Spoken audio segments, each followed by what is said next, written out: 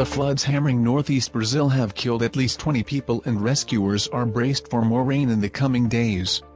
A long drought gave way to record rains and some areas were hit hard late on Christmas Eve and early on Christmas Day after a pair of dams gave way, sending victims scrambling for higher ground.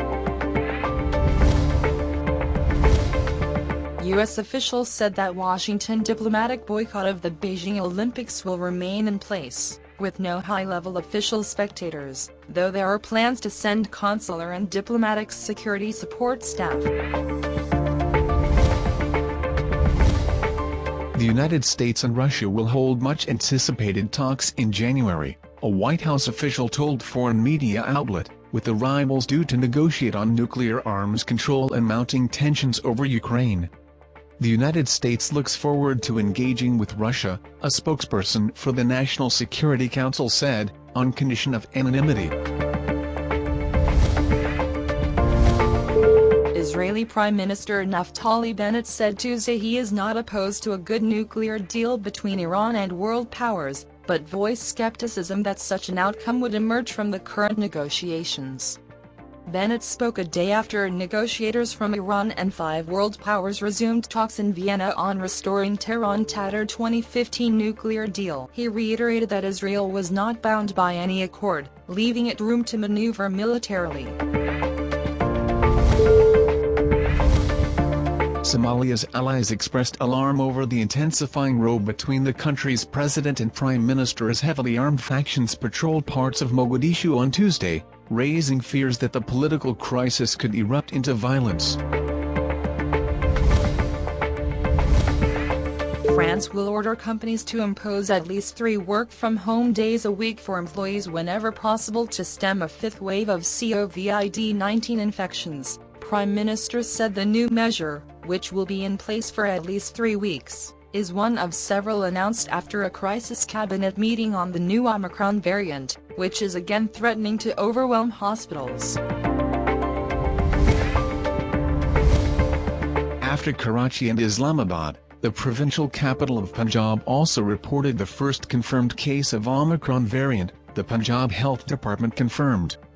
The Punjab Health Department said that the first Omicron patient in Lahore hails from Bahawalpur and has a travel history from Sindh.